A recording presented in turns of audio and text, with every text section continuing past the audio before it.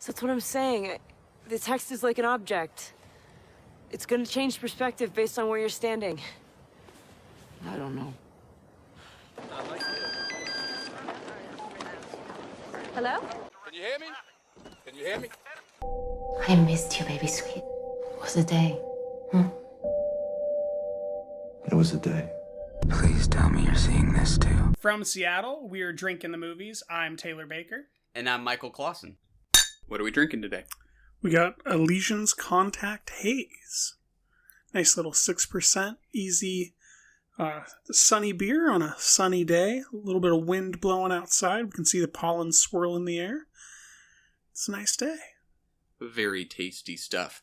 Today we're talking about John Huston. We have 3 films from Huston. We have The African Queen, Key Largo, and The Asphalt Jungle. We do. Do you have any early feelings about Huston compared to other filmmakers before we get into first impressions? Not right off the bat. I think I'll wait till we dive in. What about you? I'm puzzled by his place in genre. I think he's one of those P.T. Anderson types where I just don't know that I'd say he's a genre filmmaker the way that I would with a lot of other directors. You know, Nolan or Villeneuve, I would say they're a little bit eclectic in their fans of what they're making, whereas I think Huston's just trying to make the best piece of literature for screen at some level, and he straddles all sorts of lines genre-wise. I find him very interesting. We'll dig in. Yeah, let's get on to first impressions of Damien Chazelle's The Eddy. Fareed's involved in something, and I'm worried that they might try and do something. Can't tell the police. No, I can't tell the police if they'll shut us down. You get inside now.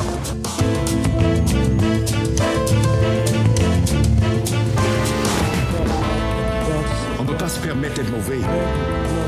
On peut pas se permettre d'être vite. I really love making music with you. There are people who are depending on that club. This is all I got. You understand? This is it.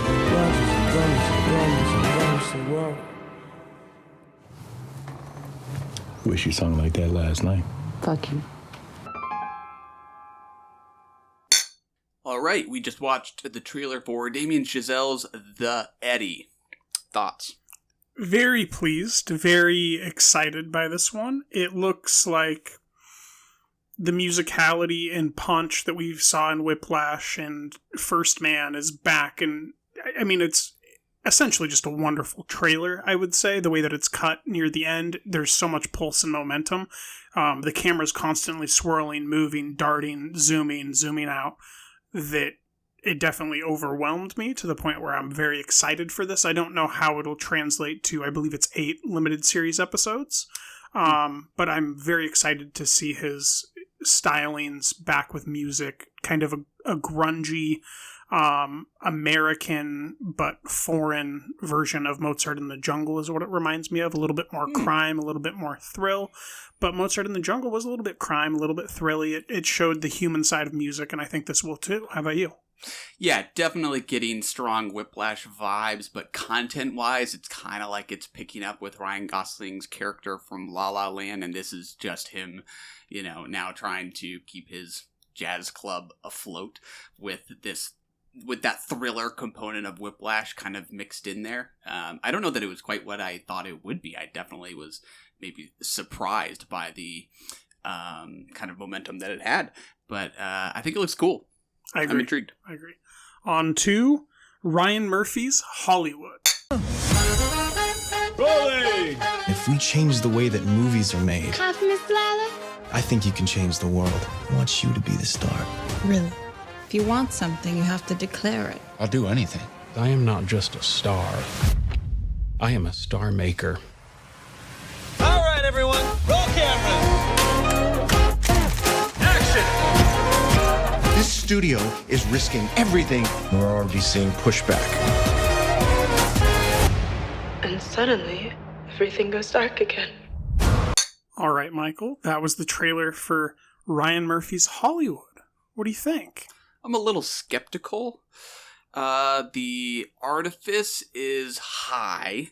I'm not sure that it's exactly going for authenticity in its depiction of classic Hollywood. I think when we talk about Ryan Murphy as a producer, I've never heard the word authenticity follow. Normally it's more about seedy, sultry, visually poppy, like kind of visual pop, like something that you look at and are pleased by, and no matter what's on screen.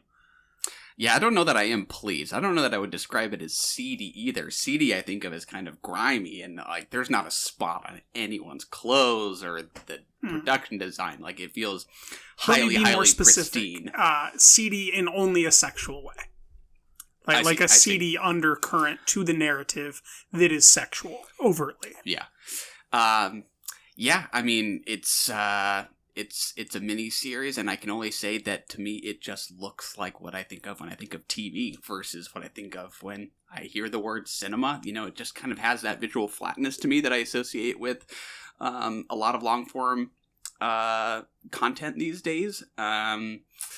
It's inherently kind of intriguing as a cinephile to see a show about classic Hollywood, but I don't know the style is my thing. What about you?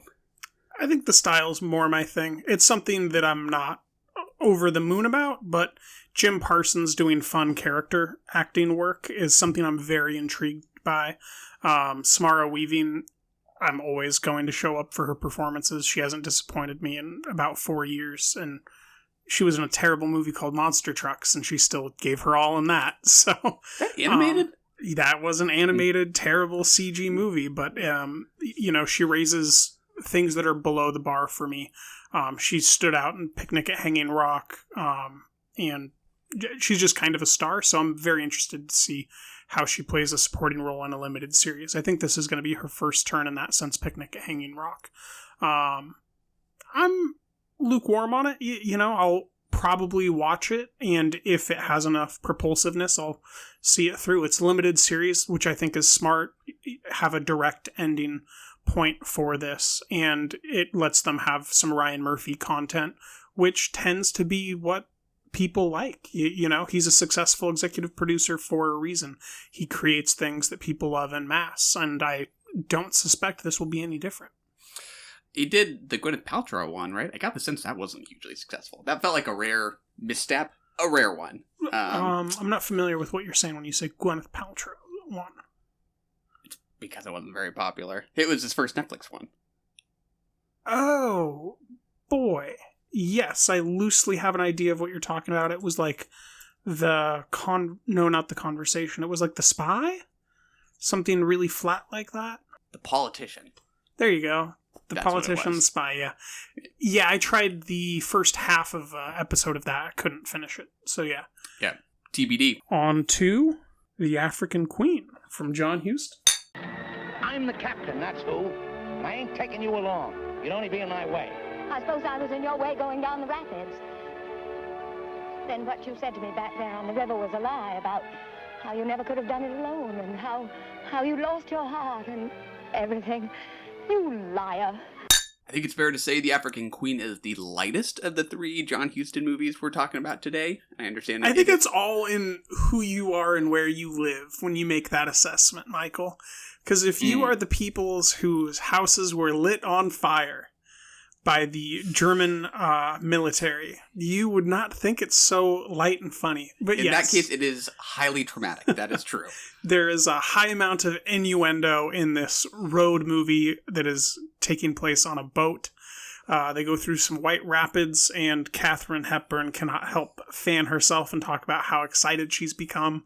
Her peculiar facial contortions and darting eye movements when he's drinking hard alcohol are quite illustrative of some sort of a lost sense of nobility that we have where people hold themselves back from partaking. We'll get to it later, but I do think that alcoholism is very much a prevalent, recurring theme for John Huston. And I don't know if that's necessarily post-war induced or if that's personal life or America at the time. in general. Yeah, we have an alcoholic in all three of these films. Yeah. Out of 5 stars, I'm kind of in between a 3 and a 3.5 on this one. I enjoyed myself for the most part, but found it to mostly be just fairly weightless, but amusing escapist adventure. The adventure component being much more worthwhile than the romantic component for me.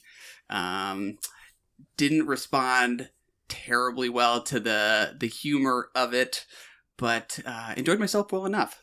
I get the sense you're higher on it. I'm much higher on it. 84, 87, right in that 4.5 range for me. I'd probably lean towards the higher side, so it'd be a high 4 or a low 4.5. This is something that I could have seen myself just having on when I was younger.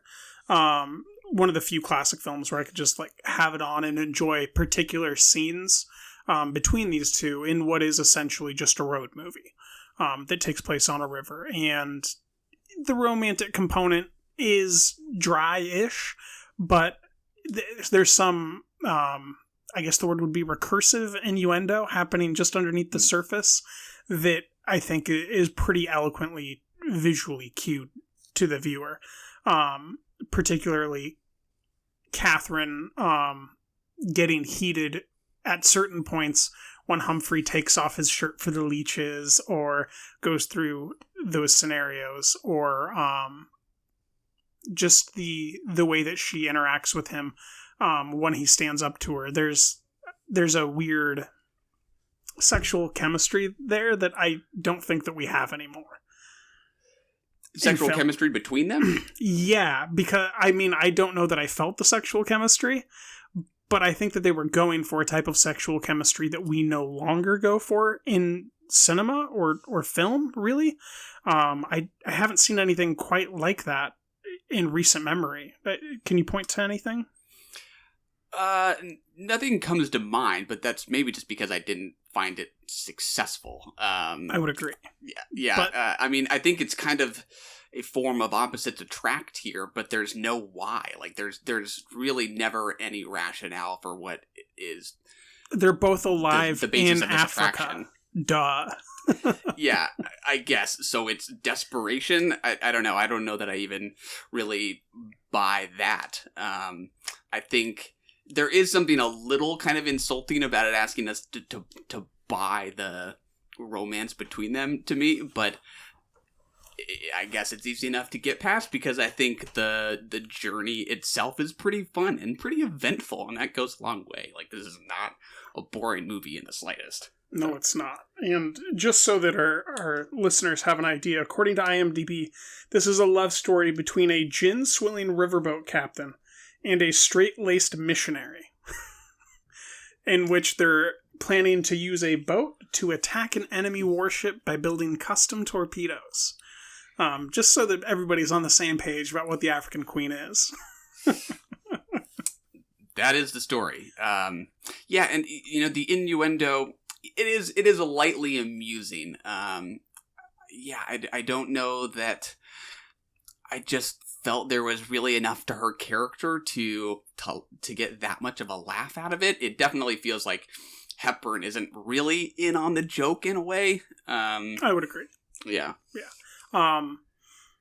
There's some really interesting filmmaking techniques that I saw. We see projection in the background, and then the boat rocking, which is something that we clearly know is stolen from Keaton, who is the first of his kind to do these mechanical boat movements on a reverse projection screen. But then I believe about 2/3 into the movie, we have an entire close-up scene where they're on the boat and they're like in an area that has foliage on the lot, and then behind them you go up about 2/3 and you get a projector. So they're using location stage with like surrounding foliage to interact with the boat while it's rocking back and forth while they're having an intense drama scene. And then in the background on the top half, we see the sky change. And that's something that I haven't seen, I believe, this early as far as special effects go. Yeah. It's interesting. Yeah, I think to the extent this works, and I think this overall does work for me in terms of its just kind of pure entertainment value. I think it's just because of how kind of seamlessly crafted it is, between like some of the miniature stuff, some of the stuff that, I don't think was shot on location, right? Quite clearly. And you can't wait to talk about those palm trees in Key Largo. Oh, yeah, no kidding. Yeah, but I think it all comes together quite believably in terms of the form. You believe in the motion of this thing moving forward towards the lake at the end of the mission. Yeah. It does have momentum. There's no doubt about that. And you absolutely believe there's those crocodiles and hippopotamus and monkeys and lions and gazelle, right? Yeah, I believe they're there. When Bogey's interacting with them, making their sounds, that was one of the most absurd things in the film that, like, I don't understand acting back then. This did win the Oscar for Best Performance by a Dramatic Actor for Humphrey Bogart, and I just can't imagine that. Yeah, I did not care for that bit of Bogart doing the hippo impression. Is that what you're talking about? Yeah. But then he does the monkey one too. Yeah, you're right. He does like a bunch in a row, and I didn't. Maybe that's showing the delirium of him having to be dry now without any alcohol, because she pours it all out. And I mean that is, I believe, how the plot points go. That would be like, directly following that. Yeah. I don't know. I couldn't help but feel like a hard-boiled Bogey was beneath there and would just be desperate to shake off these gestures if he could. It just doesn't really feel like the kind of material that this actor is best with. It's I think the innuendo is a little bit better than that kind of humor. We also get a scene like the one at the beginning where his stomach is growling at the table when they're like having tea or something like that. It's just the kind of, it feels a little brainless in its jokes, but it also doesn't really take itself serious enough to like be that mad about it. So you kind of go with it. I don't know. Yeah, it's. I mean, the flaws we're pointing out are also the crucial plot elements where right when the evil German sniper is about to shoot them, just as Katharine Hepburn had predicted, the sun hits his eye and he screams out, "Ah!" and moves the sniper rifle away. Like, there's just a classic Hollywood comedy level to this film. It's not earnest, but it's damn close. It's close enough to where I let it get it by. Yeah, I mean, I guess I found myself thinking that if this came out today, it would be Jungle Cruise, right? Like, I think I'd probably give this the benefit of the doubt just because it's older. It has this kind of historic charm to it. It's only when I kind of start digging that I'm like, I don't know if this is actually a very good movie. But, it's also hard to just kind of resist the movement of it, I guess. Yeah. I think that a lot of my appreciation comes from acknowledging its period and what exactly went into the filmmaking, knowing it was shot on location in Africa in some portions and then on the lot in England for everything else. I mean, that's pretty restrictive, knowing the equipment restrictions at the time. I mentioned earlier before the show started, there's a particular scene about I guess what would be 3/4 of the way into the film, if not like 5/8 if you're juggling fractions. But the gnats show up when they try to moor onto the side of the river and spend the night. And the way that they use special effects to get those gnats is they do like an over inlay of like overexposed film almost that has kind of the like floaties that you'd see when you're just looking in the sun and all of a sudden something goes across your eye vision. But there's tons of those, like in a Hollis Frampton piece, and it's overlaid, I believe, directly between the film, so they're acting as if there's gnats. in the real piece, and then they insert that and then put the overlay behind for the environment, creating what appears to be a gnat swarm while they're in motion this entire time. And I think that it's those key pieces of film editing and filmmaking that are really fascinating to me, that paved the way for future use of Technicolor, of special effects, of shot reverse shot, projection, overlay in the background. You know, this type of stuff kind of, I believe, led the way for a lot of different types of cinema. Yeah, I mostly agree. I think the craft is what makes it fun. I wish it was in service of something a little more convincing or meaningful, I suppose. This is a little bit more of a post-war happy-go-lucky film, essentially, where everything just goes right.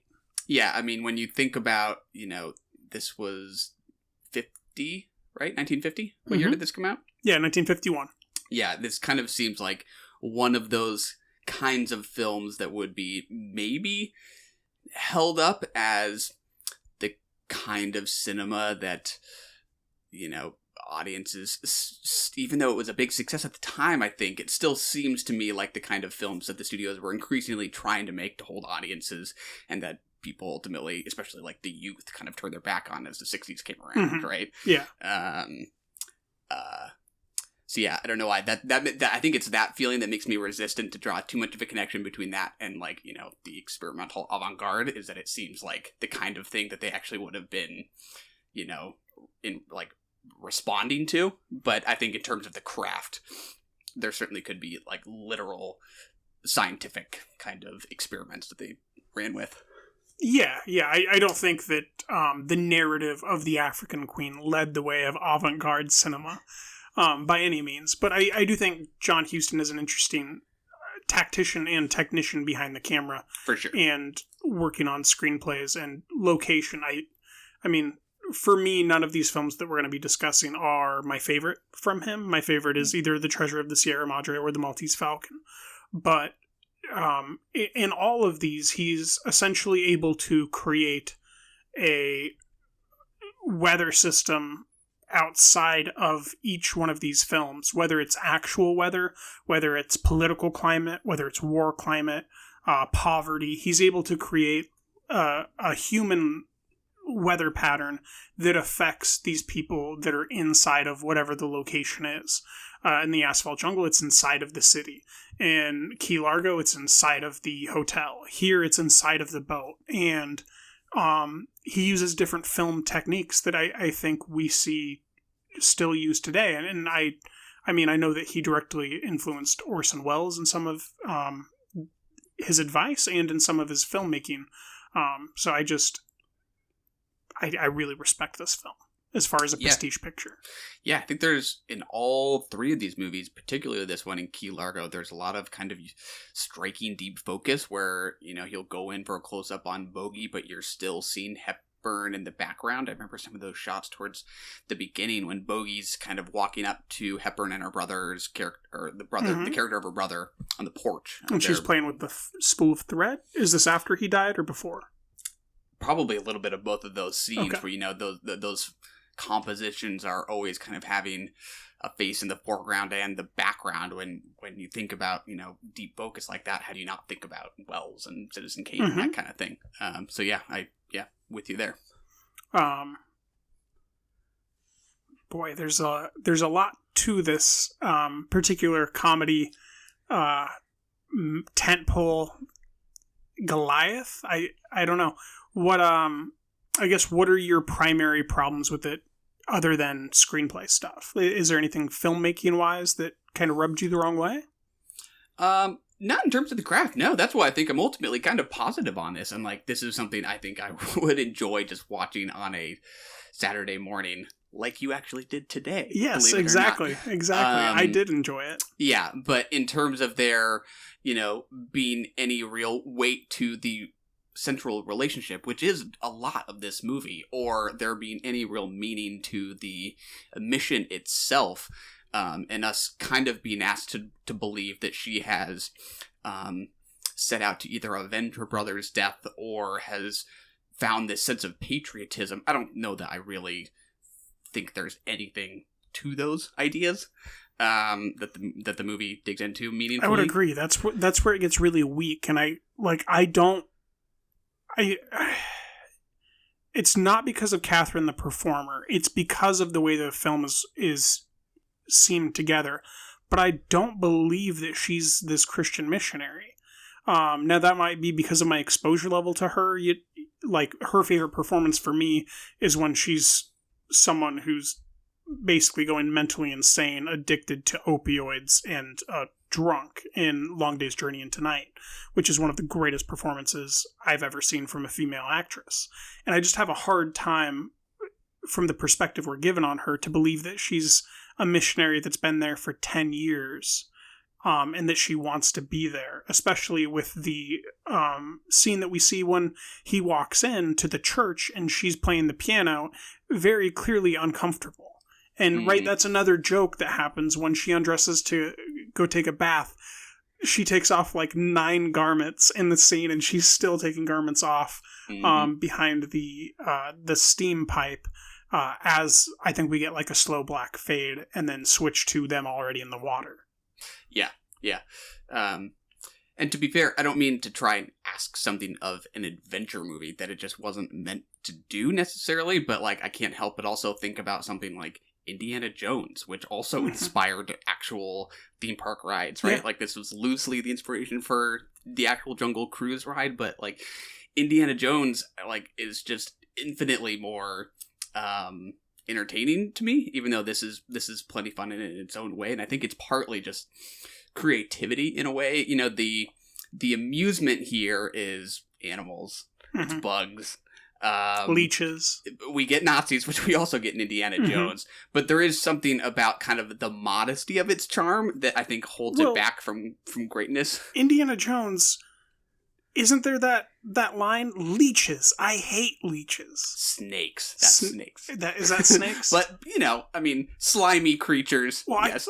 Man, there's a movie with leeches that, like, I would not. I can loosely remember.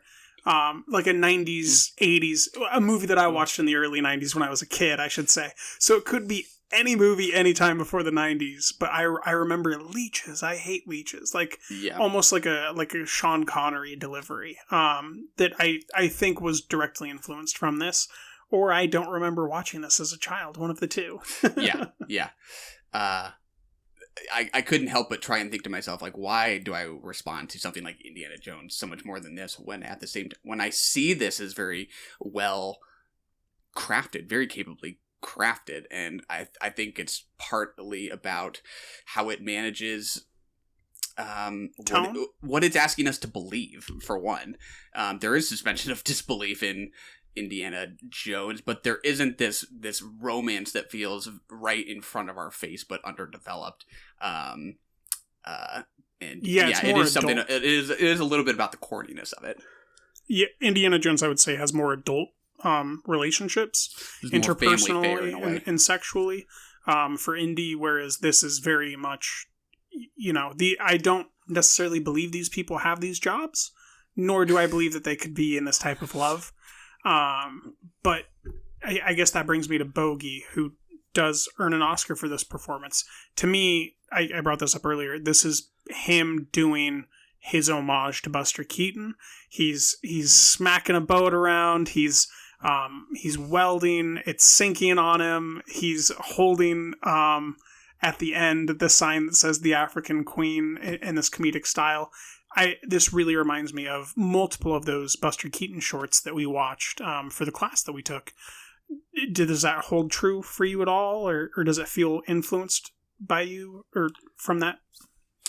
Yeah, to some extent. Yeah, I totally see the connection. I think I wish this had more of the wit that I think I feel in Keaton's gags and jokes. You know, I don't know. There's just something about the lack of complexity to these gags, I guess, that I don't know, they'll stick with me. Yeah, they're mass appeal gags. It's a mass appeal piece of cinema. That's why I said tentpole. You know, this is a blockbuster attempt before Blockbuster existed, essentially. I don't know. I feel generally positive on it. I think that Hepburn, although I have a lot of problems maybe with the screenplay and how everything works out, I think that her just solitude and steadfastness and believing that she was playing this character, at least, allowed Bogey to go to a place that I'd never seen him go comedically and earn this award. I think that she's equally responsible for playing one half of this road trip duo. Yeah. So if you could give Bogey an award, would you give it to him for this performance? Probably not, because then I'd be incentivizing him to do something that he's not best at. But I also wouldn't take it away from him for this performance. Fair enough. That's kind of I like the idea of a comedy performance winning an Oscar a lot. This isn't one of my favorite comedy performances, but I do think that we need to consider that more. Don't see that forward. too much anymore. That is for sure. Yeah. Adam Sandler. Poor boy. So what we're saying is Adam Sandler for Best Actor. Yeah, that's what I would have said Mystery? last year before the... Oh, yeah. Murder Party. I guess favorite scene? Do you have one off the top of your head? Well, I think. Yeah, I'll go real eclectic here and say my favorite scene is actually the Nat scene, just because it blew my mind how they were doing the special effects and the commitment that each actor had to behave as if there's gnats, then address the gnat bites that there weren't on their skin as if there were. The performances, the special effects, the direction, just everything came together there. And if I was a kid, I would have absolutely believed that that was like gnats and not thought a second about it. So I'll go with that. How about you? I guess I'll go with the set piece when they do pass the Nazi fort. It does feel like maybe the big set piece, even, I don't know why that's going to stand out in my memory longer than the climax will, partly because of how that does kind of work as a theme park ride kind of thrill. You know, you're moving along in your boat and you've come across, you know, the enemy, get down. It's just kind of a charming, you know, in its way. Mm-hmm. And it makes perfect sense because there's a lot of German medieval castles littered all over the continent of Africa. Everywhere. Yeah, it's a funny movie, but I like it. I like it a lot. On to Key Largo. Key Largo, a lonely island off the coast of Florida. Sultry, heat-ridden, cloaked in the strange menace of the sea. But stranger still is the destiny that brings these people to this remote outpost, to be held at bay with a price on their lives, by a man with a price on his head. Nothing to stop me from wiping you all out. What good'll that do, boss? Forget it. Her kind's a dime a dozen. I say smack her and let it go at that. Smacking her isn't enough for such an insult. He'd have to kill her. Then he'd have to kill the rest of us because we witnessed it. But to kill us all or nothing. This is a film starring Humphrey Bogart and Lauren Bacall. It came out in the year 1948 and was written by Richard Brooks and John Huston. What do you think about this one, Michael? I dug this movie. I'm positive on it. What about you? I am very certain that when I was watching this, as soon as he got on that boat, I was like, oh, this is Michael's favorite movie. At the end? Yep, because it follows the Not to Have and Have Not. What's the other one where Bogey gets on a boat? Yeah, that was To Have and Have Not. Was that? Oh, yeah, I thought also that, with Bacall. Yeah. So I was like, oh, this is, of course. Great scene. Great finish, for sure. Yeah, this is definitely my kind of thing. This is Huston in noir mode, which I actually thought to myself that this would also be up your alley, just knowing your affection for the Maltese Falcon. Yes. Sounds like maybe not quite there. There's a lot of parts I really like about it, but I think that there's certain scenes that are just phenomenal, but it suffered from being a little bit too smothered. All I can say is that there maybe wasn't enough square footage to get enough breadth or enough air in some of these shots. Because when we're in the hotel, it's just such tight focus almost all the time. And that leads to some just truly fantastic layering and framing, where there's 9 people in a scene and one person centered in the back, and we see all these other people acting their hearts out along the way. And I mean, it's truly captivating cinema. But if I had my pick, I'd have more square footage and more breadth as far as camera work, because it was just a little bit too dark, a little bit too cramped for me to feel at ease with it, and not at ease in a positive way, but at ease like, ooh, they're having to work really, really hard to make this work. Oh, interesting. So, yeah, I mean, I think I would describe it in the same way, only say that I responded well to it.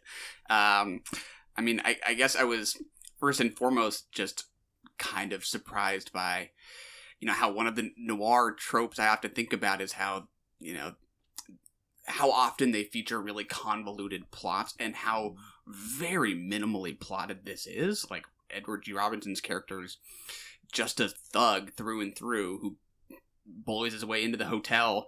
The specifics of the deal he needs the hotel for are kind of irrelevant. Like, he's just there, and it's just about the tension between the thugs and the innocent people over the course of one night. Like, it's kind of, to me, it felt like a unique noir in that sense, that it's just about tension between characters. And I think that claustrophobia that you disliked is what gave it its atmosphere for me. I can imagine that, if you dislike that sense of tightness, caused by the storm forcing these people inside, this is probably gonna, I don't be of limited dislike value. the premise. I dislike the square footage. You just literally want that hotel to be bigger, like more rooms. Yes, that's not more rooms, just more room in the rooms, because I mean, there's scenes in the bedroom when everyone's in there where it's cramped in a non-useful way. Like, it doesn't look bad, it doesn't look good, it just looks fine. But it could have looked great if they had like 3 more feet to move the camera back and then maybe dolly in for that close one before you fade and go downstairs. But there's so much room juggling, and all those rooms are so tight that it doesn't. I didn't even feel relieved when we went outside. I don't know. It's a film that I don't think benefited from the lack of square footage, but I do think there's a lot more to this noir than just being straightforward. There's a theme, I think, that's a little bit of a post-war theme, in which the Native Americans trust the man who runs this hotel, whose son died in Italy in World War II, and they're about to turn themselves in, and then they die because they trusted him, and he was locked, or they believe that he locked them out of safety and shelter, when really someone more evil was actually doing it and made them think otherwise. So I do think there's something post-colonial interacting in the theme there, where he's trying to reckon with Native Americans and what happened to them in our history. 100%. Thematically, I definitely think there's plenty there. I just mean, it means in terms of the plot, it's just about getting these people in a room for the night. Yeah. And in the Native American case, getting them in a jail for 30 days. Or, keeping them outside, actually. Yeah. Yes. You already mentioned To Have and Have Not. It reminded me a lot of To Have and Have Not, because it's, especially in Bogey's character's arc, it's him being initially, and actually not that different from the African Queen even, where he's reluctant initially to get involved. He just wants to kind of save his own neck, and then eventually has this kind of he takes this turns towards morality, or doing the right thing, or standing up to these tyrants. I don't think the pivot is quite as convincing to me as it was in something like To Have and Have Not, where I remember so clearly that final standoff where Bogart's character in that one flips the table and says, "I'm sick of this," to a couple German guys. And it was just entirely compelling. Here, I'm not quite sure, like, when that happened. You know, it's a great climax. I love the scene on the boat, but I don't know that was quite as nuanced for me, I guess, or quite as convincing. But I like the theme, I guess. Yeah, I think To Have and Have-Not's a lot more roomier. I don't know if it's prescient. It is roomier. It does have that going for it. It's it has like an intangible sense of a little bit more realism. I think it's because we see the boat from another boat, I believe. I believe that the way that it's shot, we actually see them on that boat, which is something that was very interesting in The African Queen, where we actually do see them on the boat, shot from another boat or shot from the bank side of a river.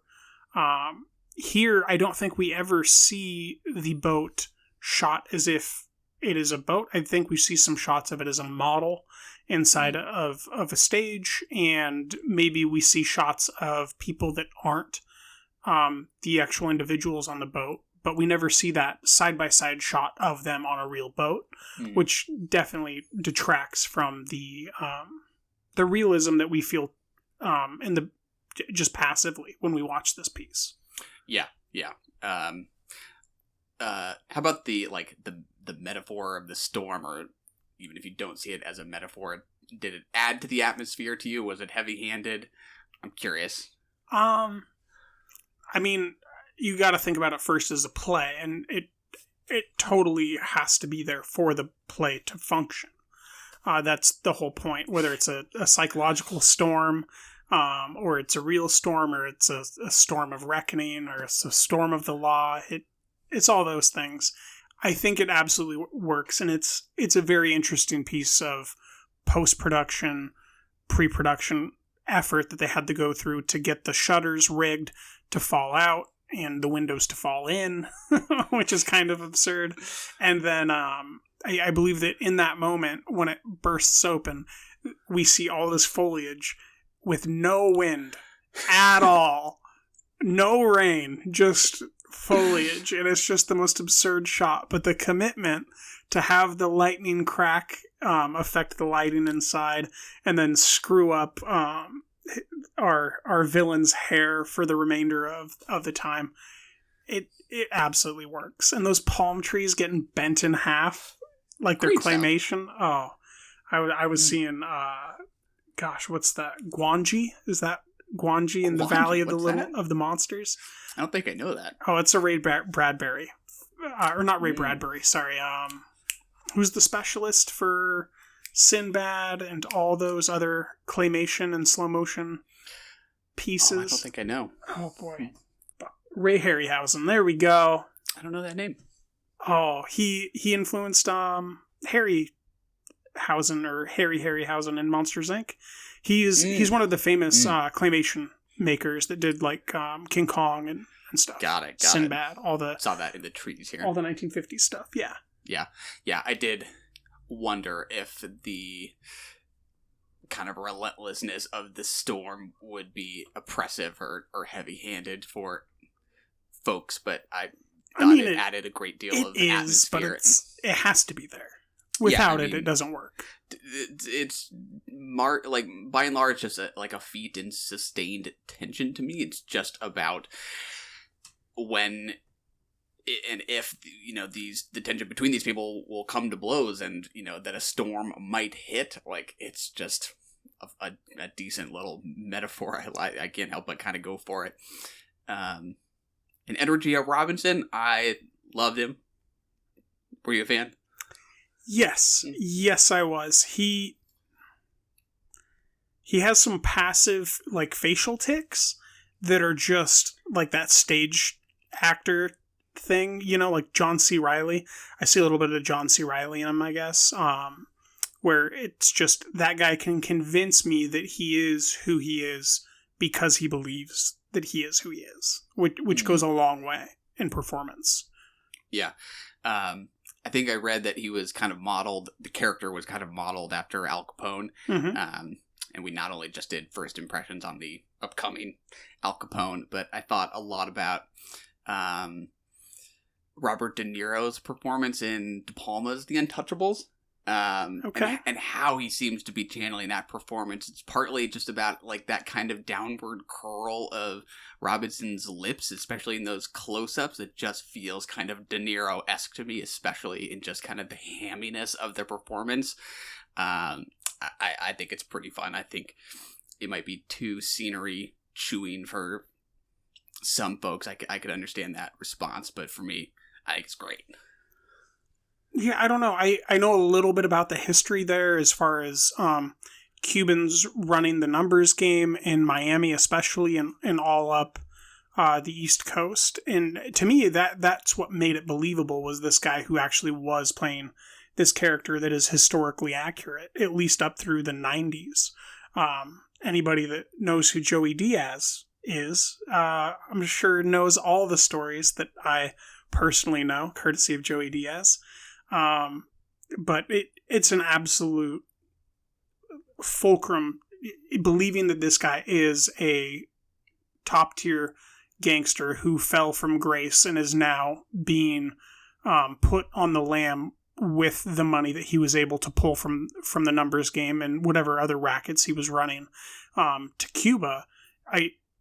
It just feels real. I think this was 1948, so the FBI is trying to close down on all the gangster. It feels a level of sincere. Yeah, for sure. It works. It's believable. Yeah. I love some of the side characters. There's the one kind of crony who's like super stylishly dressed with like his suspenders versus the other guys who are a little more frumpy. I think it's just kind of like a nice crew. Oh, you're talking about the guy with the GCV suspenders or whatever? I can't remember what the emblem was. I could be totally wrong. I think his name was Boots. Is that right? I don't know why I have that name in my head. I could be wrong. But it was some favorite. Sort of a non-endearing single word, like monosyllable name. I don't remember what it was, though. Yeah, I can't remember off the top of my head. But the running joke about prohibition as well, which I thought was hilarious, especially the very first time where Robinson's yelling at the crony to just say something because he's scared and he wants a distraction. He's like, I'm trying to think of something to say. Hilarious. We're all going to work together after Prohibition comes back. Yeah. I don't know. How'd you feel about Bacall? I think Bacall is kind of underused here. Mm-hmm. I think Robinson, I don't get the sense he really wants to share the stage with anybody here. Maybe rightfully so. And I think Bacall definitely gets sidelined. I think Huston definitely knows how to capture those close-ups that are fantastic, but the role feels pretty minor here. What about you? Yeah, I mean, I guess I'd liken it to Marilyn Monroe in the Asphalt Jungle. Like, it just feels way too small for the quality of performer you have. And Lionel Barrymore's James Temple, I mean, he has just as much screen time as Lauren, essentially, and completely defines the film. Mm-hmm. By standing up out of his wheelchair and trying to take a swing and being responsible for, the deaths, essentially, of the two Native American boys who tried to turn themselves in. Like, he just gets to be a full-bodied character really smoothly because of the screenplay, and there's just nothing for Lauren. Mm-hmm. Yeah, it's weird. Yeah, I mean, the Temple character is like the moral counterpoint to Robinson's tyrant, right? Mm-hmm. And then Bogey's just kind of at first in between. He is kind of in this gray area where he's just trying to not involve himself, and then we see him move from one side, from the middle of the spectrum to Temple's philosophy, I guess. But yeah, Bacall. It's funny. We watched the trailer before. When does that happen? Well, that happens after they shoot the innocents. Yeah, I think you're right. Yeah. I kind of forgot about when that might have, that would have been kind of the catalyst, which, that actually only makes me like it more. It's a fair point. we watched the trailer to refresh our memory before talking about it, it kind of, sold Bacall as like a romantic point of interest here. It's not really what the film does. It's there, but... it's passively there. It's never overtly discussed. Even though it's very much like, why would he come call them family if he's not going to marry Lauren Bacall? He already married her in real life. Why not here? Pretty much, yeah. A lot of, just tapping into audience expectations here, I guess. Yeah. I mean, the set pieces outside, I think, are what make the storm work. We discussed the palm trees that are expert. But when the cop shows up looking for Sawyer? Yeah, that sounds Whoever right. the other cop is? Yeah.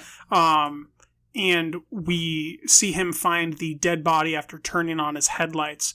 And he goes and interacts with that outside mud. And we see him turn on the flashlight and traipse into it to look for the Native Americans. That's what sold the piece as actually taking place somewhere for me.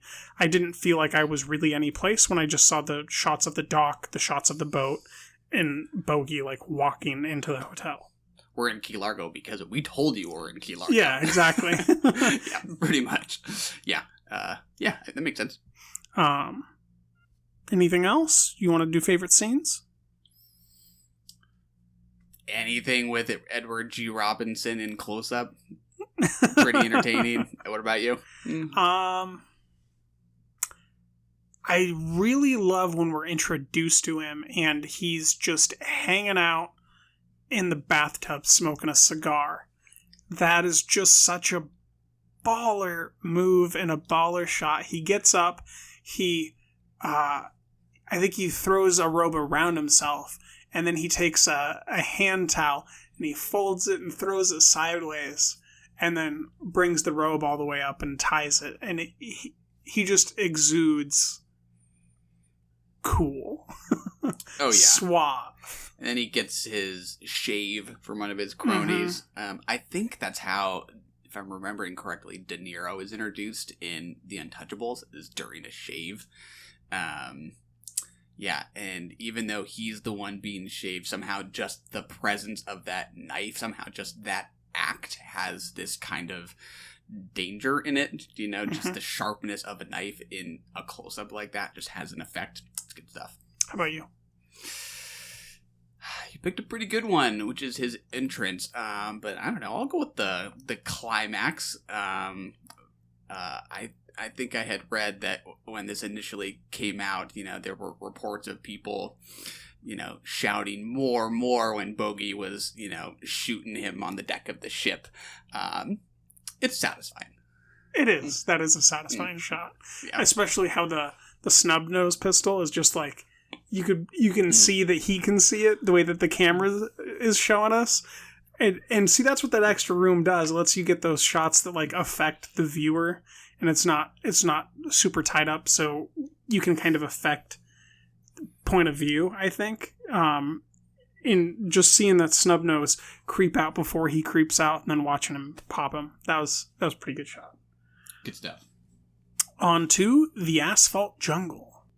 Only once in a decade does the screen come up with such absorbing characters.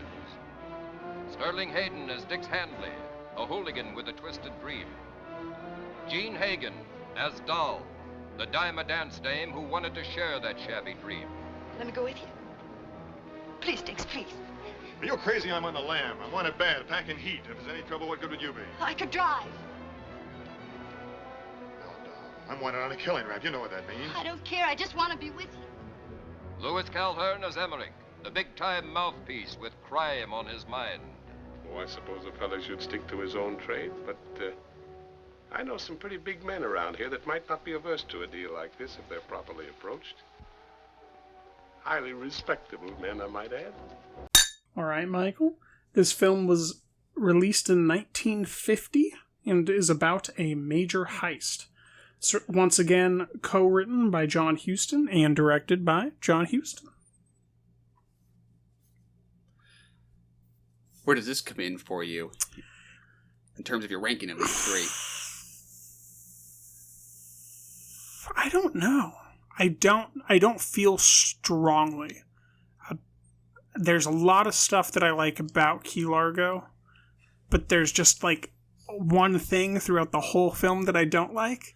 Whereas this, I generally like everything except for a few moments of wasted time. So I don't know. I don't know yet. I can tell you I love the bookends of the introduction of Asphalt. Just a asphalt hill that feels like a mountain and a car pulls up, right? Mm-hmm. And the film ends in a pasture. A green pasture with him dead, being licked essentially by horses. And the woman that he came with running for a house in the background. It's I think that those bookends of the film are really speak to the entire piece of the film inside of it. Yeah. I mean, like, it's an ensemble movie, but that we start and end with one character, Sterling Hayden's character, I think is effective in sort of personalizing it somehow, and sort of sharpening the focus.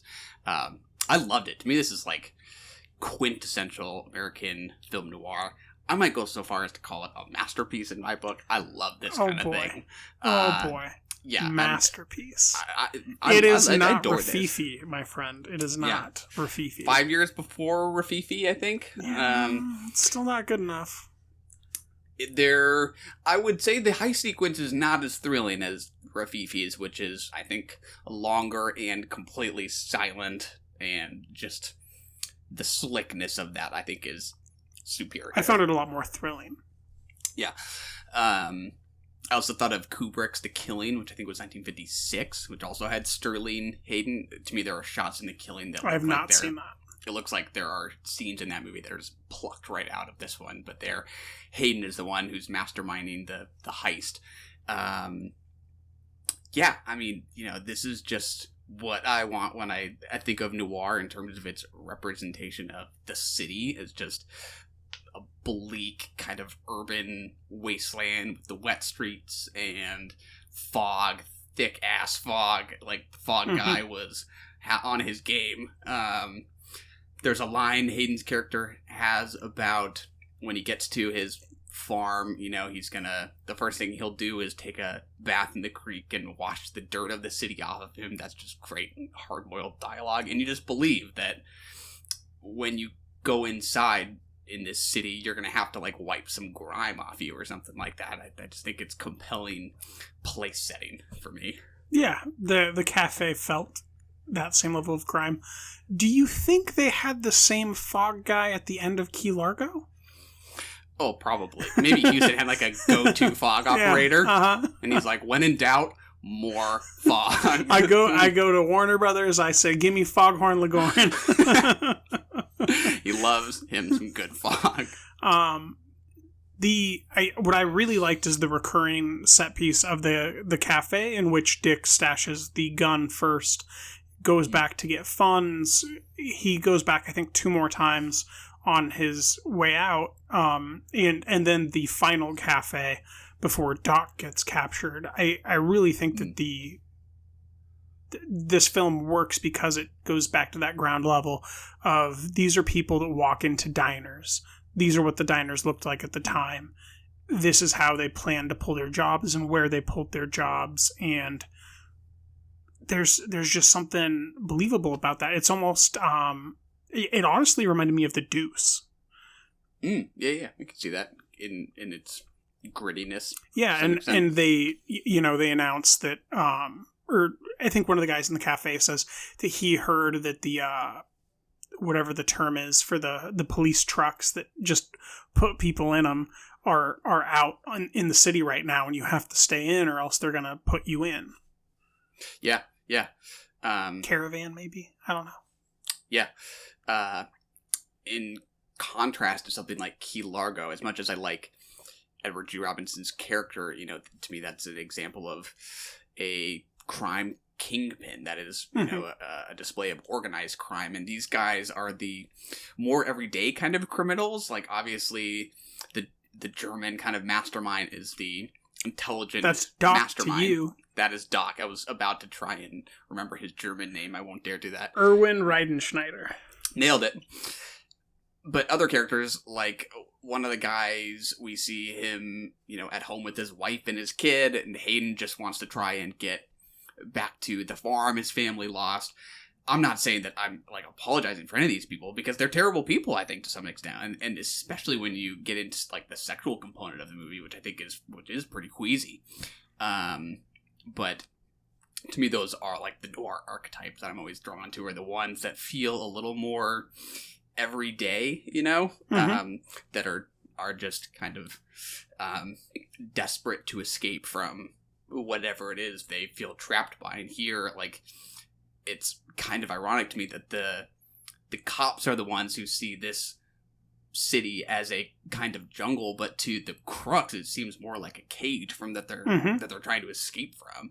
And the inevitability of them not being able to do so is always quite in the air. I think it's great. Yeah, that's an interesting point. That reminds me of the Sam Fuller film, The Naked Kiss, in which one of the cities is essentially a cage for her, and the other one is freedom, and we actually get to go there, and it's not freedom, and he's a pedophile, and that's a separate thing. But fair point. That cage motif, I think, is something that is maybe a bit more broad in that point in time where they were returning from experiencing the world as far as soldiers go. Men were soldiers. They had a license to kill. They had a license to be everywhere, do everything, save the world, save the planet, do the most good they could ever do in their life. And then they came back and they're essentially experiencing a cage in which there's no economic mobility for them. The only way to get ahead, it seems, for some of these guys is to pull a job, switch cities, and try to turn that cage into one that's at least a little bit more gilded. Yeah. And we were talking about Rafifi. I remember watching that heist sequence in Rafifi and thinking, I think they're going to pull this off because, they got this figured out. They are smooth. They are so smooth. And up to a point, this heist goes well until it doesn't. Everything goes wrong. Yeah. And what I love is that shot as they're walking away from the vault that they've just robbed, and there's that gridiron sliding door that closes, which both ties a bow on the heist sequence, but also is just this perfect visual metaphor for their fates being sealed. This visual foreshadowing for where they're all gonna end up. That was just perfect visual storytelling. Yeah, I know it's not presented as narration, but I do think that Huston does something really smart that I would attribute just off the cuff, with no evidence to his sensibilities for directing, in which instead of having a narrator, he has the police commissioner, in which he just cuts back to him and uses him for a narrator of the orchestration of the entire law enforcement of the city. And I believe that we get shortly after that to that scene in which he flips on each intercom for cops being called to the scene of a crime. And it's just so powerful visually and audibly to the audience to cue us into the oppressiveness of this cage. Even though I'm personally on the side of law enforcement in this situation, it does feel like they're a smothering force that's just gonna get you no matter what. And I think that using a side character as a narrator that creates that oppression instead of a narrator is a really smooth choice in the screenplay. Yeah, I love that. Narration's so common in noir, and you can so easily imagine Sterling Hayden even narrating this from beyond the grave and saying, that this city was always full of the crooks and the rapists or whatever, but we'd see that cop flipping the switches. Yeah, it's a great change from the narration I think we would otherwise get in a lot of noirs. Yeah. One thing that hindsight's 50-50, 20/20, perfect, whatever you want to call it. I love The Naked City so much because it's real. And just how often this didn't feel real, even though we're out in these wide spaces. was a big problem for me, I think, in how I appreciated the film. And I can't blame that on anybody or anything. That's industry standard at the time, but it really did undercut the idea of this sprawling and limited asphalt jungle, because there was never a sense of it actually being a real city. It just felt like a facade. That's interesting. I was trying to remember. I don't think it's even a named city. It's not. He does say that he's going to go to Cincinnati at the end. They say where they're going, but not where they are. Correct. That I can recall. Maybe I'm wrong. Yeah. So it's is it specificity in place that I was hearing there that you felt was kind of lacking? Is that right? No. Just the idea that it's a real city. I don't need to know where I am. I think it's better if you don't know where you are. Kind of Gotham is every city theory, where it's just there weren't real people. There was nothing real happening. Yeah. In the cafe, there was no one else.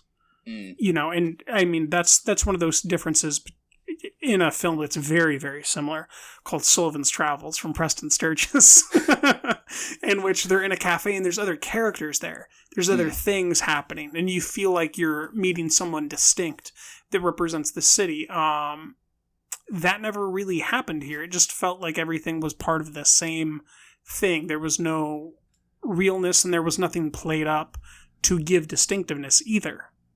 Yeah, that's fair. I mean, when you look at the street scenes and how there's just nobody around, I could easily see two different kind of takes. One is that it just doesn't feel like a city, because it's like, where is everybody?